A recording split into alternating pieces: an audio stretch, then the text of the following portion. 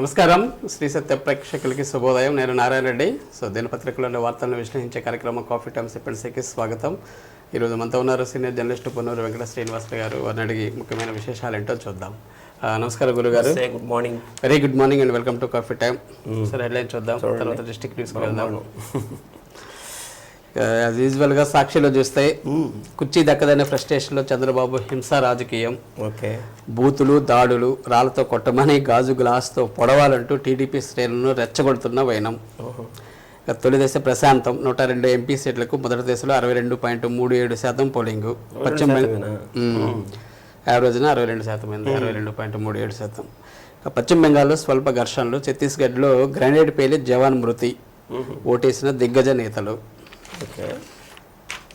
అలానే ఇంకా బాబు గురి గులకరాయిపైనే. కాకినాడ జిల్లా అచ్చంపేట జంక్షన్ వద్ద మేమంతా సిద్ధం సభలో సీఎం జగన్ ధ్వజం. భగభగల్లోనూ బ్రహ్మరథం, ఎండలు.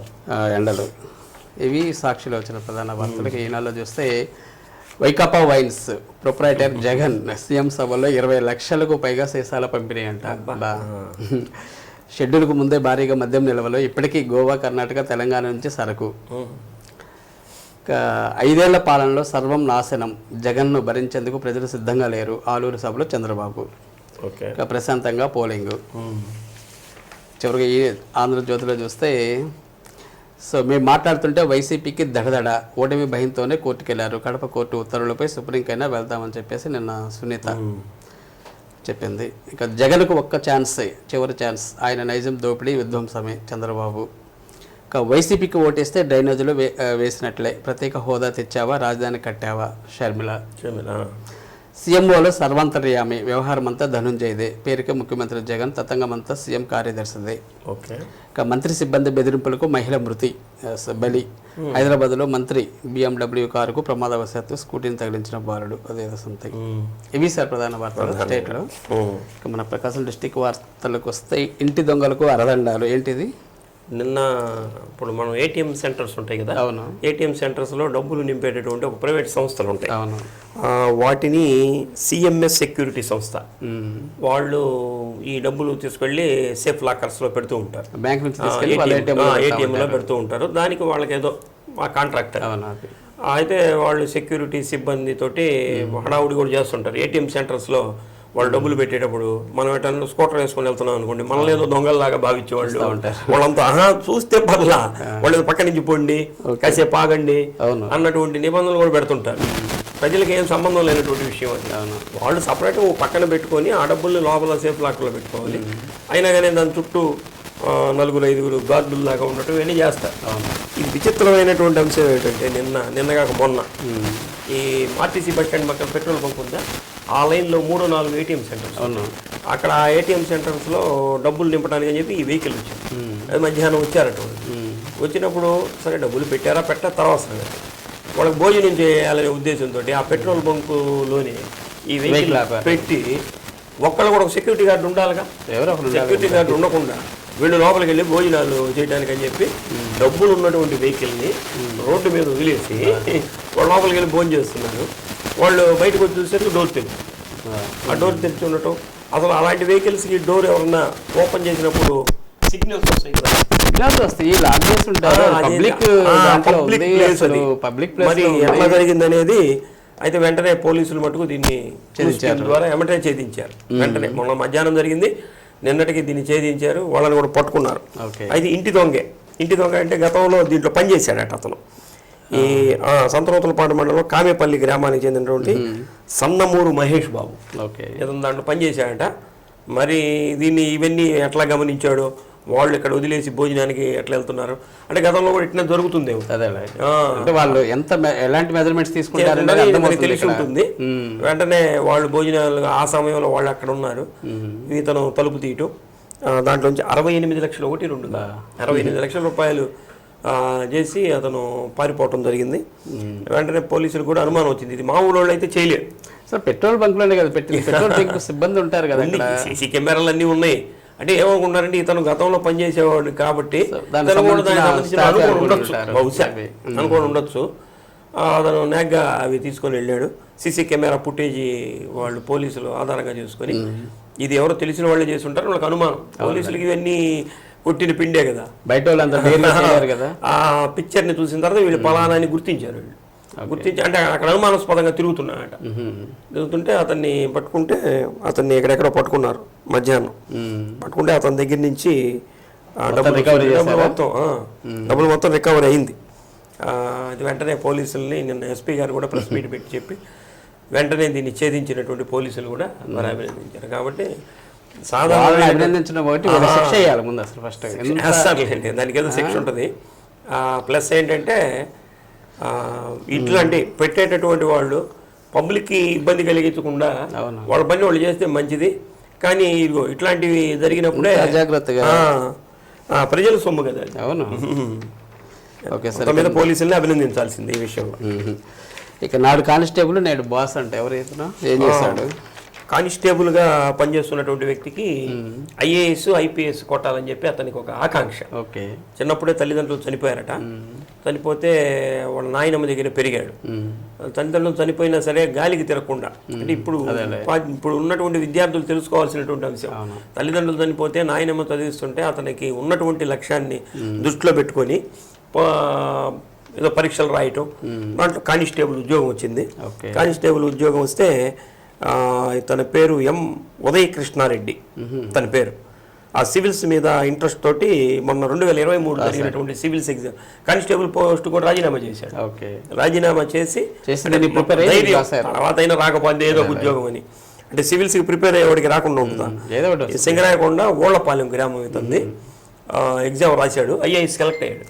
780 ర్యాంక్ వచ్చింది. ఇది నేషనల్ వైడ్లో వచ్చింది. నిన్న జిల్లా ఎస్పీ గారిని కలిస్తే ఆయన కూడా అభినందించాడు.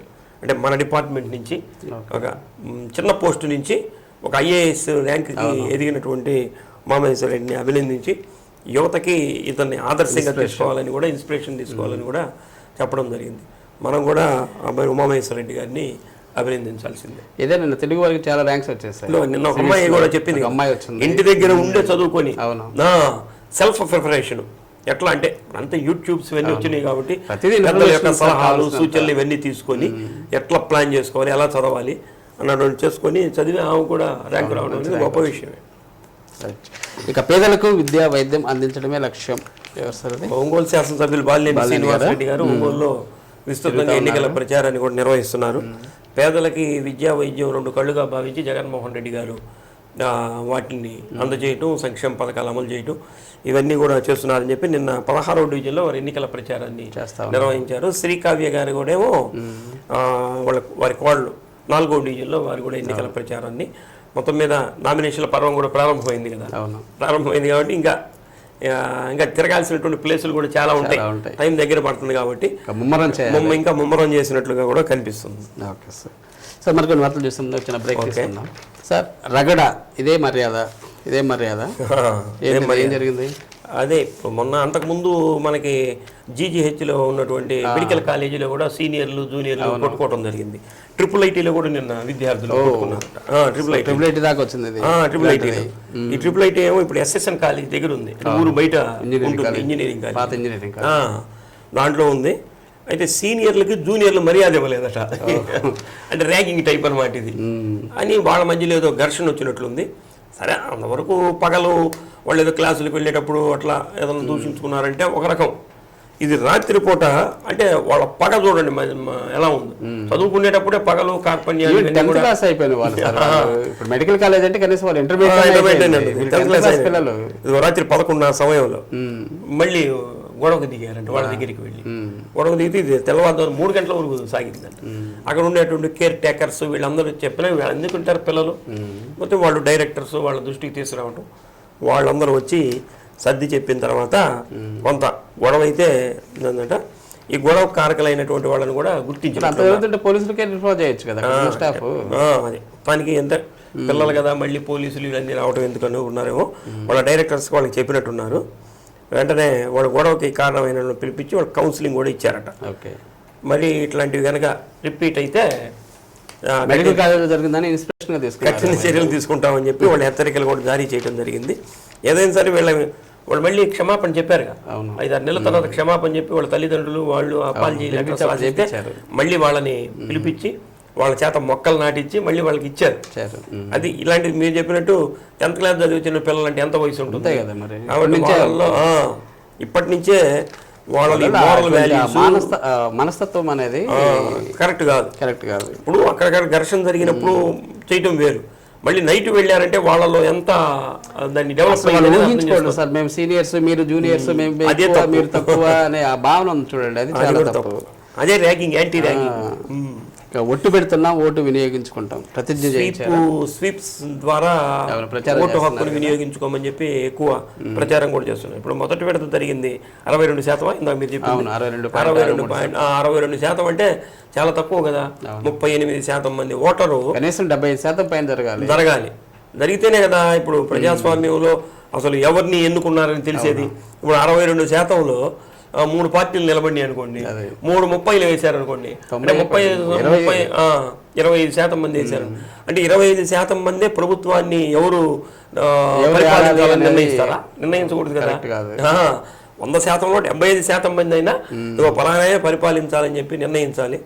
కానీ ఇది ప్రజాస్వామ్యంలో ఇది మంచి పద్ధతిగా ఆలోచించాల్సినటువంటి విషయం. కాబట్టి దీనికి స్వీప్ అనేటటువంటిది ఆంధ్రప్రదేశ్లో బాగా ఎన్నికల ప్రచారానికి చేస్తుంది. నిన్న మన గ్రోత్ సెంటర్లో, మధ్యపాటి గ్రోత్ సెంటర్లో కూడా అక్కడ ఎక్కువ మంది కార్మికులు వీళ్ళందరూ ఉంటారు కదా, వాళ్ళందరికీ ఆ రోజు సెలవు ప్రకటించడం, వాళ్ళు ఓటు హక్కు వినియోగించుకునేటట్లుగా చేయటం, దాని మీద తప్పనిసరిగా ఓటు హక్కు వినియోగించుకుంటామని చెప్పి అక్కడ ఉన్న వాళ్ళందరితో కూడా ప్రమాణం చేయించినటువంటి కార్యక్రమాన్ని కూడా చేశారు. ఏదేమైనా సరే ప్రతి ఒక్కళ్ళు కూడా ఓటు హక్కును వినియోగించుకోవాలి. 80% పైనే 80% పైనే ఓటు హక్కు వినియోగించబడాలి. అప్పుడే నిజమైనటువంటి ప్రభుత్వాన్ని ఎన్నుకునేదానికి అవకాశం. రెండో రోజు 15 నామినేషన్స్ నిన్న దాఖలైనాయి. నిన్న అంటే నిన్న కూడా మంచి రోజు. మొన్నేమో దశమి, నిన్న ఏకాదశి. తర్వాత వాళ్ళ నుంచి మామూలు సాధారణమైన రోజులు వస్తాయి కాబట్టి ఆ 2 రోజుల్లోనే ఎక్కువ నామినేషన్లు వేసినట్టు తెలుస్తుంది. మొన్నేమో ఎంపీ మాగుంట శ్రీనివాసరెడ్డి గారు వేశారు. నిన్న పార్లమెంటుకి ఎవరు వేసినట్లు లేదు. నిన్న 15 వేసినా కానీ అసెంబ్లీకి సంబంధించి వేసినట్లున్నారు. ఎర్రగొండపాలెం గూడూరు ఎరిక్షన్ బాబు గారు తెలుగుదేశం పార్టీ తరఫున, కొండపి శ్రీ డోలా బాలవేదంజని స్వామి ఆయన తెలుగుదేశమే, గెద్దలూరు ముత్తుమల అశోక్ రెడ్డి గెద్దలు ఆయన కూడా తెలుగుదేశమే, కుందూరు నాగార్జున రెడ్డి గారు గెద్దలూరు వైకాపా ఆయన నామినేషన్ చేశాడు. అంటే గుట్టిపాటి లక్ష్మి గారు తెలుగుదేశం పార్టీ నుంచి చేశారు. నిన్న అక్కడ నుంచి దర్శి బుచ్చపల్లి శివప్రసాద్ రెడ్డి గారు వారు మొన్న చేయటం జరిగింది. నిన్నేమో లక్ష్మి గారు చేసినట్టు తెలుస్తుంది. అలానే కొండపి నియోజకవర్గం నుంచి ఆదిమూలపు సురేష్ గారు వారి తరఫున నిన్న నామినేషన్ కూడా చేశారట.